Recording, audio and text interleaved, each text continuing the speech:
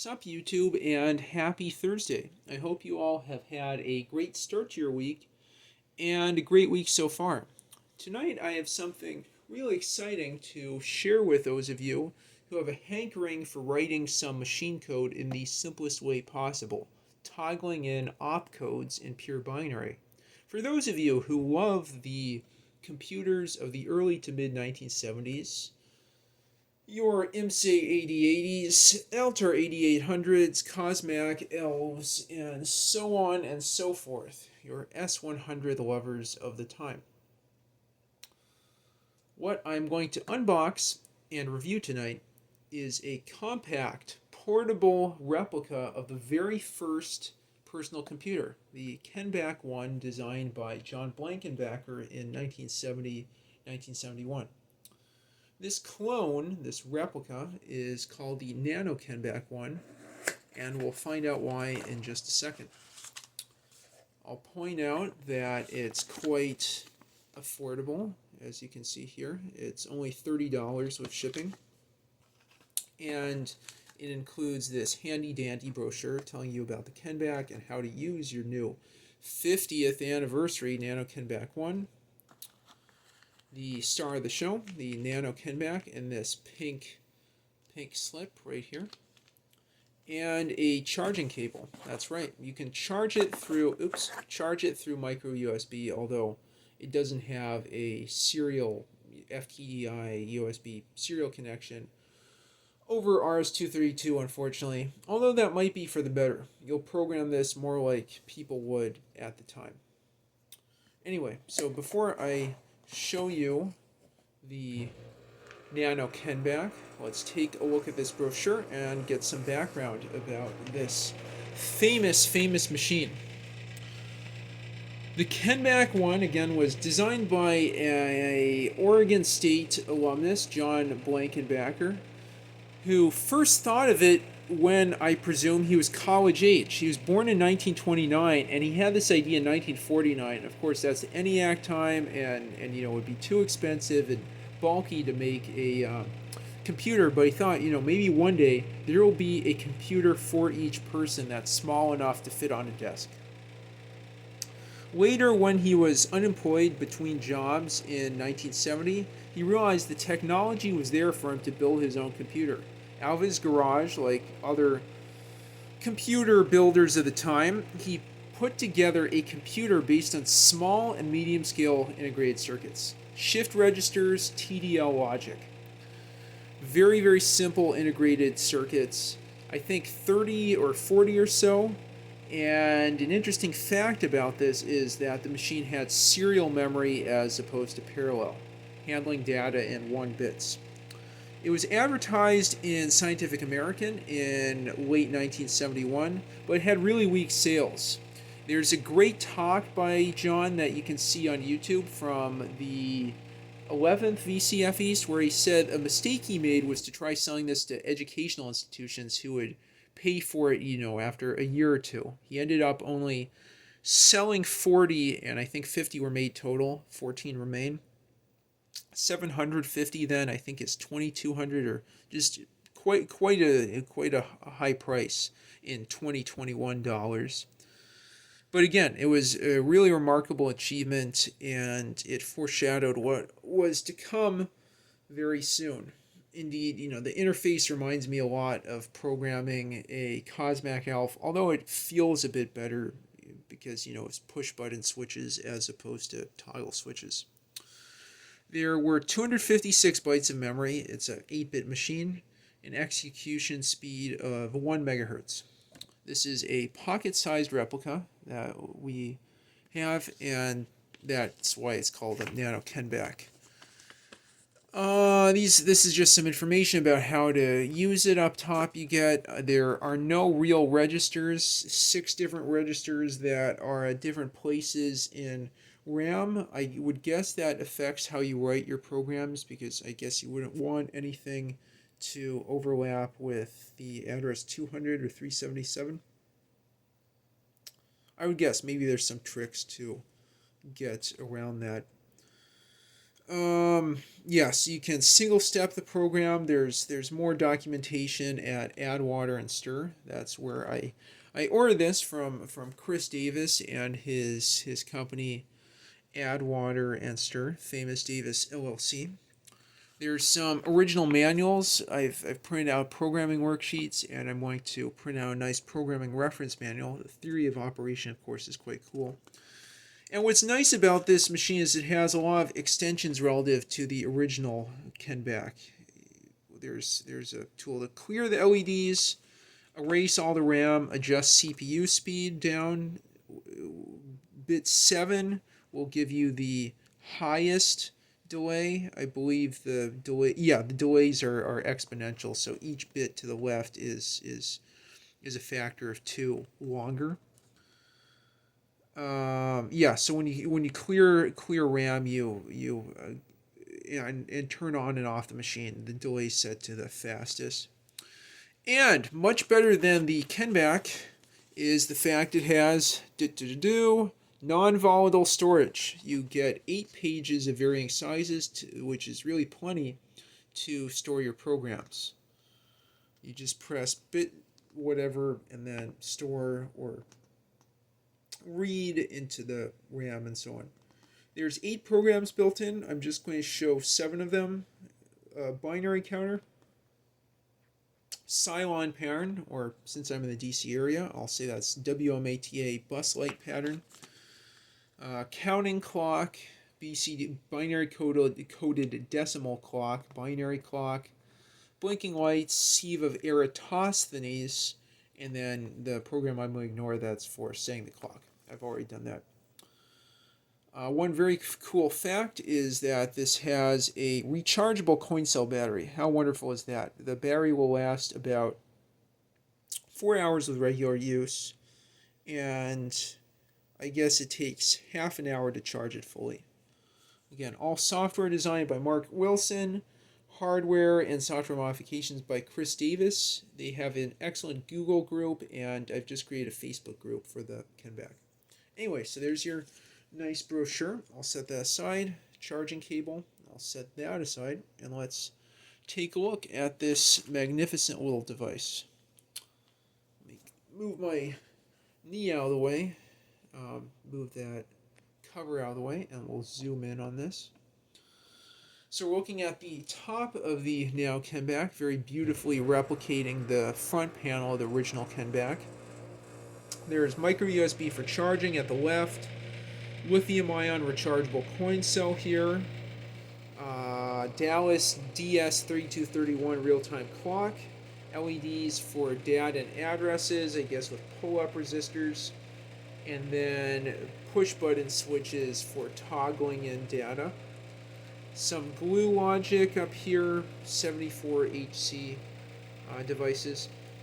The input, address, memory, and then run switches.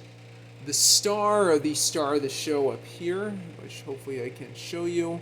That's an Atmel Atmega 328P microcontroller.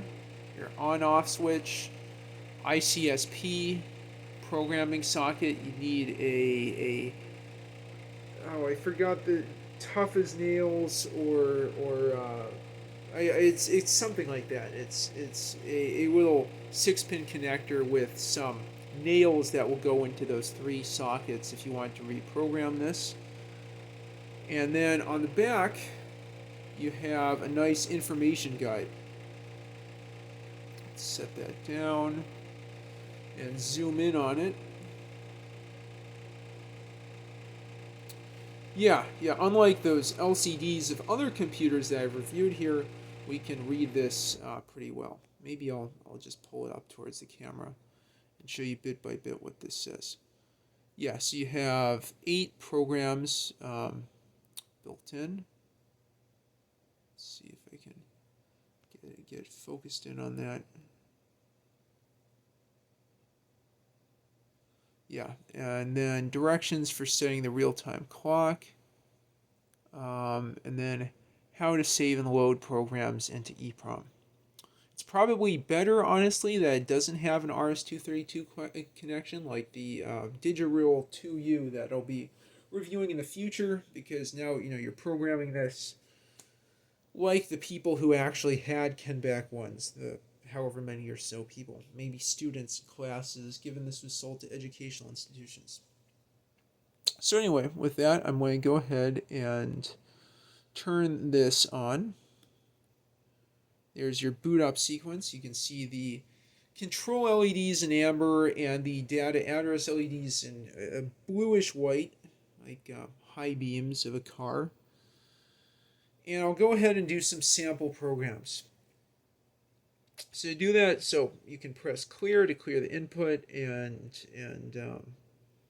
display what address you're in, and you'll see the lights change to whichever menu, so to speak, you're in. But anyway, let's start with the first program. That's a binary counter. Stop bit 0.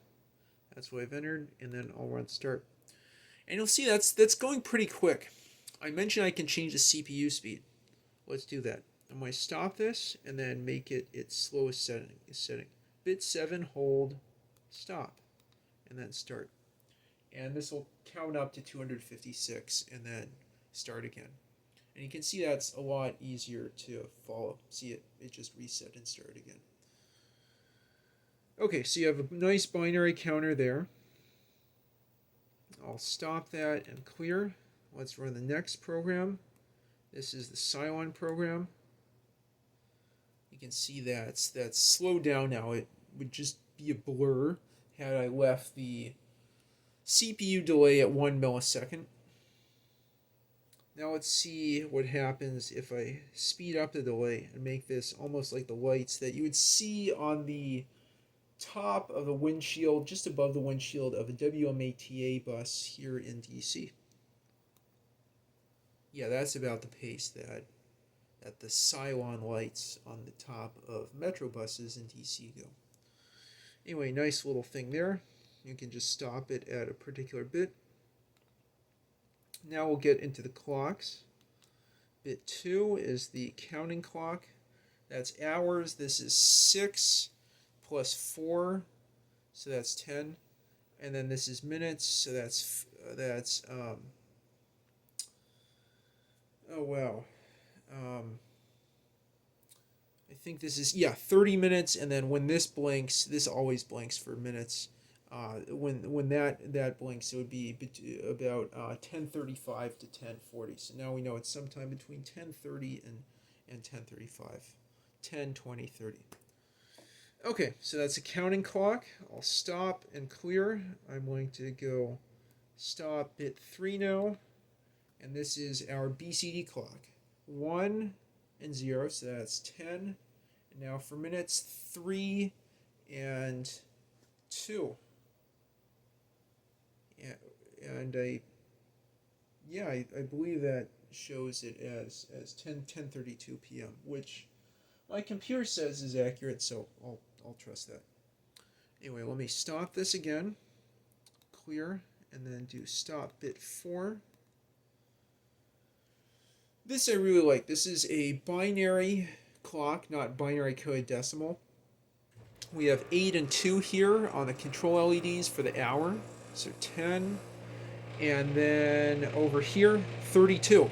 The 5th bit is 32. This isn't binary code decimal. It's just in binary representing minutes, and that blinking LED there to tell us that we're on the minute side. Excuse that noise. That was the laptop just behind me. I'll go ahead and continue now. So I stop and clear. Now I'll go to stop bit 5, I believe. That's your blinking lights. Let's see what happens when I adjust the CPU speed. Bit 7 stop. Stop bit 5. I guess it overrides the CPU delay. Anyway, nice crazy pattern showing this computer's doing something or other. I'll let you enjoy that for a few more seconds here before I go on to the next and final program. Okay, stop bit 6. 2 is our first prime. This is Sieve of Eratosthenes. Applying that sieve to numbers between 0 and 255. Odd numbers, and then it's displaying the primes amongst odd numbers. So, beyond 2.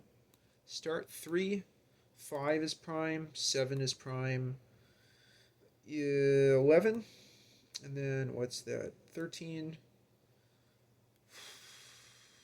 17, 19, 23. Oh man, 31 minus 2, 29. 31, and you get the idea.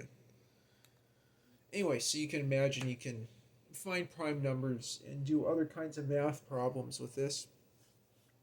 I'm going to go ahead and stop, and I'm pretty sure that's everything. One thing is, if you wanted to write a program after this, you would press clear and then store, and then display. You should be at the beginning of the program. Anyway, so I just did that to clear the program that was loaded in by pressing stop and whatever bit and running it. You would have to do that before entering your own program into the RAM, which later on you could save into the EEPROM. That's really the end of my demo and my review. I think this is a great device, very affordable. I've already entered in some programs from the kenbak group on this and had fun with those. I put in Vicente Gonzalez's Kill the Bit and, watch the bit sliding across and then starting again, and then, you kill the bit. In future videos, that's exactly what I'm going to do. I'm going to demonstrate different programs. I have some worksheets, so I'll go through the different assembly mnemonics and the corresponding octal codes. I think this is a really cool programming tool. I like the form factor and the battery life. Honestly, I wish there was some kind of serial communication. I think that would have been really brilliant. But again, it's more authentic, honestly, without serial. That's, again, just a preview of future videos. I'm going to be writing some programs. I'm hoping to implement Mastermind for this, as well as some other games. Maybe Towers of Hanoi, or NIM. High-Low has already been done, a real classic game, or as my dad and I would call it, colder or warmer. And with that, I conclude the video. Again, great device, only $30, open source hardware. Support your local computer industry.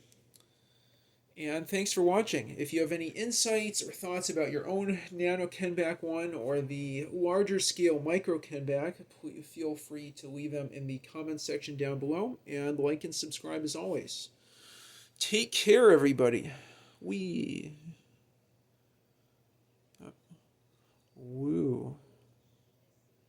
And I'll zoom in here as we conclude.